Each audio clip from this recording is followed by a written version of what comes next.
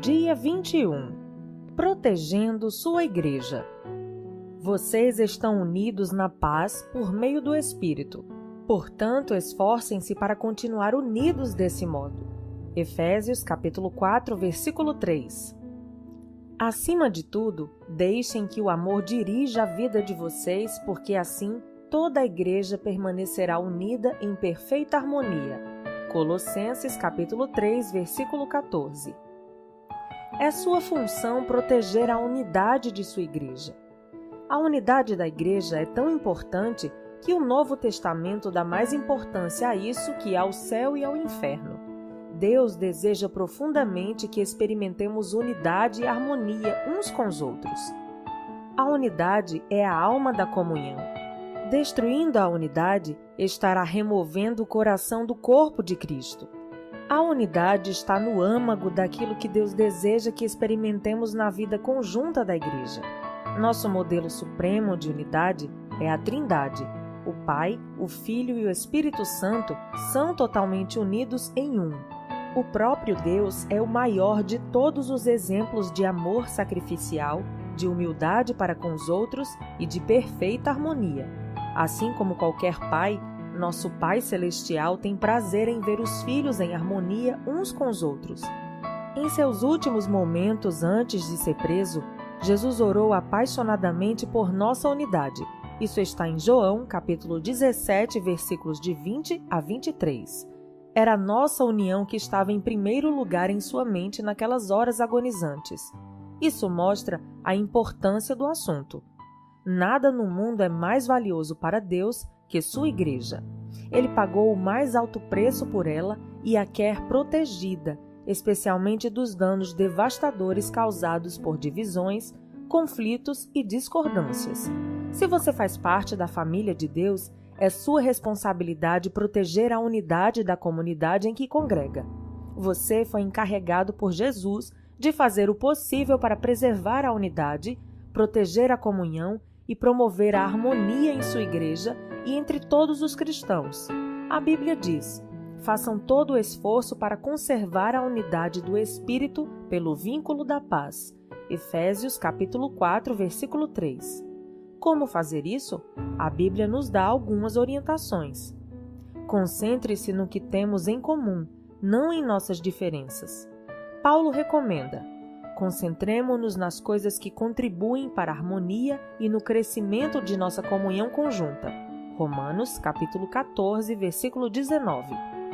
Como fiéis, compartilhamos um Senhor, um corpo, um propósito, um Pai, um Espírito, uma esperança, uma fé, um batismo e um amor. Partilhamos a mesma salvação, a mesma vida e o mesmo futuro, fatores muito mais importantes que as diferenças que poderíamos enumerar. É neles que devemos nos concentrar, não em nossas diferenças pessoais. Lembre-se de que foi Deus quem escolheu nos dar diferentes personalidades, formações, raças e preferências. Logo, devemos apreciar essas diferenças, não simplesmente tolerá-las. Deus deseja unidade, não uniformidade. Mas para o bem da unidade, não devemos permitir que nossas diferenças, em circunstância alguma, nos separem. Precisamos nos manter concentrados no que mais importa. Aprender a amar uns aos outros como Cristo nos amou e cumprir os 5 propósitos de Deus para cada um de nós e para a sua igreja. O conflito é normalmente sinal de que o foco foi desviado para questões menos importantes, que a Bíblia chama assuntos controvertidos. Romanos capítulo 14, versículo 1 e 2 Timóteo capítulo 2, versículo 23. Quando nos concentramos em personalidades, preferências, interpretações, estilos ou métodos, a divisão sempre acontece. Mas se nos concentramos em amar uns aos outros e em cumprir os propósitos de Deus, alcançaremos a harmonia. Paulo implora por isso. Irmãos, em nome de nosso Senhor Jesus Cristo, suplico a todos vocês que concordem uns com os outros no que falam, para que não haja divisões entre vocês. Antes, que todos estejam unidos num só pensamento e num só parecer. 1 Coríntios, capítulo 1, versículo 10. Seja realista em suas expectativas. Agora que você descobriu como Deus quer que seja a verdadeira comunhão, é fácil ficar desanimado pela disparidade entre o ideal e a realidade presenciada em sua igreja. Você deve amar apaixonadamente a igreja, apesar das imperfeições que ela tem. Ansiar pelo ideal enquanto critica o real é evidência de imaturidade. Em contrapartida, conformar-se com o real sem lutar pelo ideal é complacência. A maturidade está em conviver com essa tensão. Outros fiéis irão decepcioná-lo e desiludi-lo, mas isso não é desculpa para deixar de ter comunhão com eles. Eles são sua família, mesmo quando não agem como tal, e você não pode simplesmente abandoná-los. Em vez disso, Deus nos orienta. Sejam pacientes uns com os outros, fazendo concessões às faltas uns dos outros por causa do amor que há entre vocês. Efésios capítulo 4, versículo 2. As pessoas ficam desiludidas com a igreja local por muitas razões compreensíveis. A lista pode ser bastante longa. Conflitos, mágoas, hipocrisia, negligência, mesquinharias, legalismo e outros pecados. Em vez de ficarmos abalados e surpresos, devemos recordar que a igreja é constituída de pecadores de verdade, entre os quais nos incluímos. Por sermos pecadores, magoamos uns aos outros, às vezes intencionalmente e às vezes sem querer. Mas em vez de deixar a igreja, precisamos ficar ali e tentar de alguma forma solucionar o que for possível. A reconciliação, não a evasão, é a estrada para um caráter mais forte e para uma comunhão mais profunda. Divorciar-se da igreja ao primeiro sinal de decepção ou desilusão indica imaturidade. Deus tem coisas que quer ensinar a você e aos outros também. Além do mais, não há igreja perfeita para onde você possa escapar. Toda igreja tem fraquezas e problemas, e você logo ficará desapontado novamente. Groucho Marx ficou famoso por dizer que não gostaria de pertencer a um clube que o aceitasse como sócio. Se uma igreja tiver de ser perfeita para satisfazê-lo, essa mesma perfeição irá impedi-lo de pertencer a ela, porque você não é perfeito. Dietrich Bonhoeffer, ministro alemão martirizado por resistir aos nazistas, escreveu um clássico sobre a convivência na igreja, Vida em Comunhão. Nesse livro, ele sugere que a desilusão com a igreja local é algo bom, porque destrói nossas falsas expectativas de perfeição. Quanto mais cedo desistirmos da ilusão de que a igreja deve ser perfeita para que a amemos, mais cedo deixaremos de fingir e admitiremos que somos todos imperfeitos e precisamos da graça divina. Esse é o início da verdadeira comunidade. Toda igreja deveria fixar uma placa: proibida a entrada de pessoas perfeitas. Este é um lugar somente para os que admitem ser pecadores, carecem da graça e desejam crescer. Bonhoeffer disse: aquele que ama seu sonho de uma comunidade mais que a comunidade cristã em si, torna-se destruidor desta. Se não dermos graças diariamente pela comunidade da qual fazemos parte, mesmo quando não há nenhuma grande experiência, nenhuma riqueza a ser descoberta, mas apenas muita fraqueza, pouca fé e dificuldades, e se, ao contrário, continuamos nos queixando de que tudo é desprezível e insignificante, estamos impedindo que Deus permita que a nossa comunidade cresça. Prefira incentivar a criticar. É sempre mais fácil ficar de lado e atirar pedras naqueles que estão servindo a Deus que se envolver e contribuir. Deus nos adverte repetidamente que não critiquemos, comparemos ou julguemos uns aos outros. Criticar o trabalho que o outro irmão está fazendo pela fé e com sincera convicção é interferir nos assuntos de Deus. Que direito você tem de criticar o servo de alguém? Somente Deus pode decidir se ele está fazendo o que é certo. Romanos, capítulo 14, versículo 4. Paulo acrescenta que não devemos julgar nem desprezar irmãos com convicções distintas das nossas. Por que você critica as ações de seu irmão? Por que tenta fazer com que ele pareça pequeno? Todos seremos julgados um dia, não com base nos padrões uns dos outros, nem mesmo por nossos próprios padrões, mas pelo julgamento de Deus. Romanos, capítulo 14, versículo 10. Sempre que julgo o irmão, 4 coisas acontecem instantaneamente. Perco minha comunhão com Deus, exponho meu orgulho e insegurança, predisponho-me em situação de ser julgado por Deus e prejudico a comunhão da igreja. O espírito crítico é um vício dispendioso. Na Bíblia, Satanás é chamado o acusador dos nossos irmãos. Apocalipse, capítulo 12, versículo 10. Culpar, criticar e queixar-se dos membros da família de Deus é trabalho do diabo. Se fazemos o mesmo, é porque fomos ludibriados e induzidos a fazer o trabalho de Satanás. Lembre-se de que outros irmãos, não importa quanto você discorde deles, não são o verdadeiro inimigo. O tempo que desperdiçamos comparando ou criticando outros irmãos deveria ser aplicado na edificação da unidade entre os irmãos.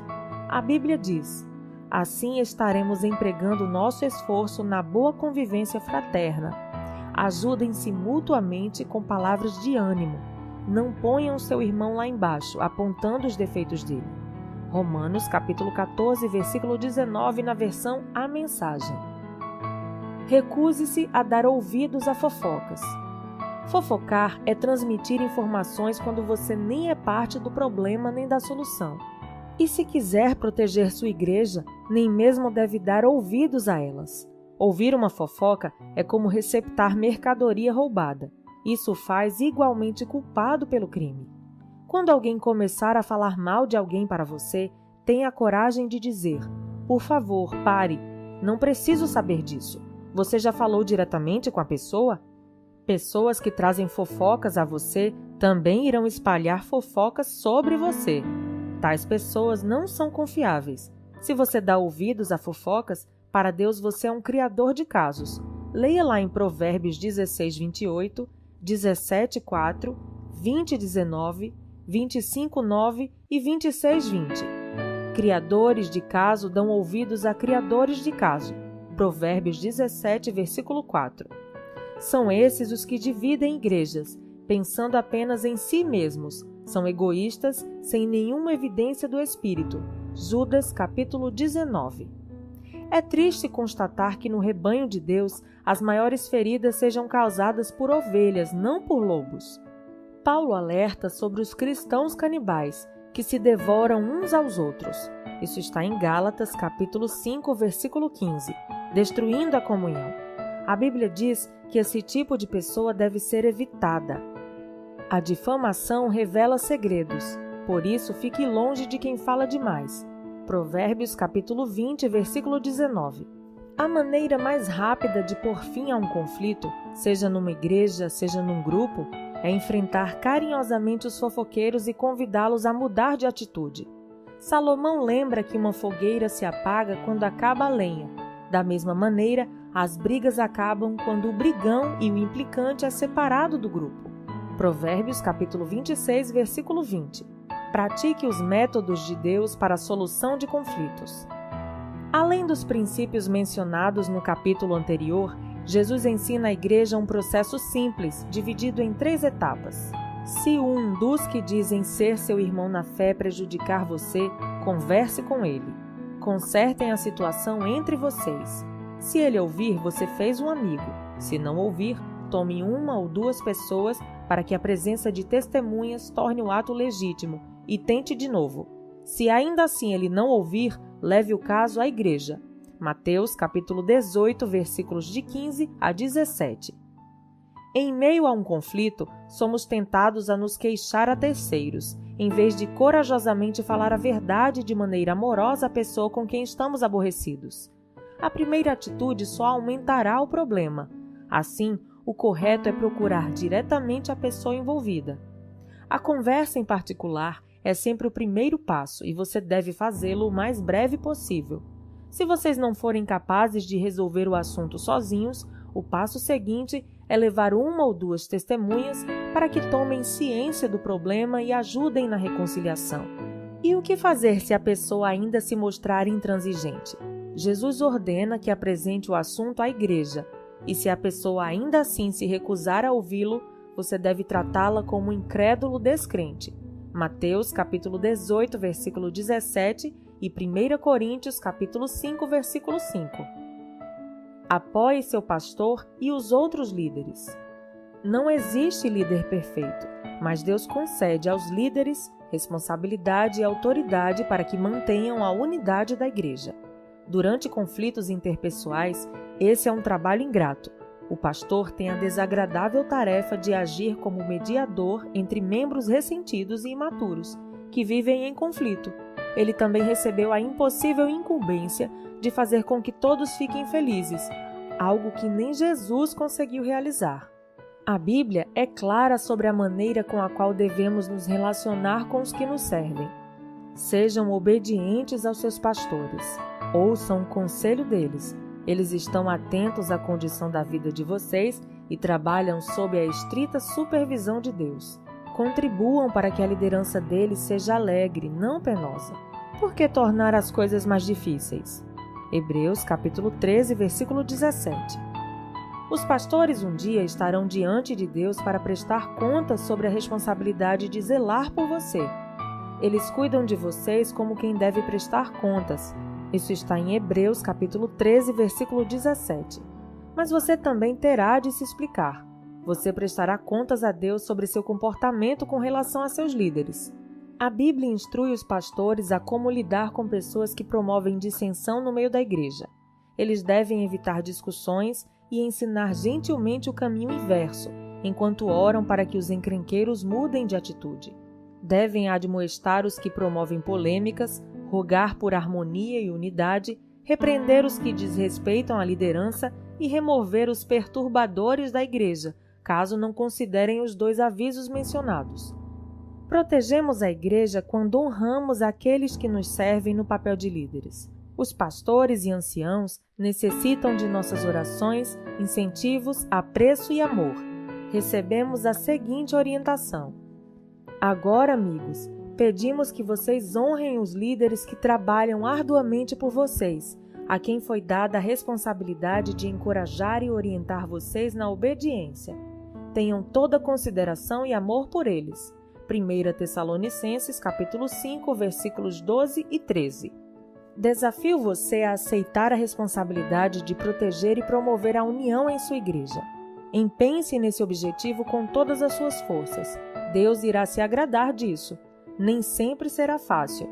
Em alguns momentos, terá de fazer o que é melhor para o corpo e não para você mesmo, mostrando preferência pelos outros. Este é um dos motivos pelos quais Deus nos colocou na família igreja, para aprendermos o altruísmo.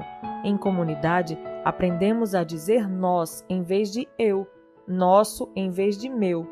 Deus diz: não pensem apenas no próprio bem. Pensem nos outros cristãos e no que é melhor para eles.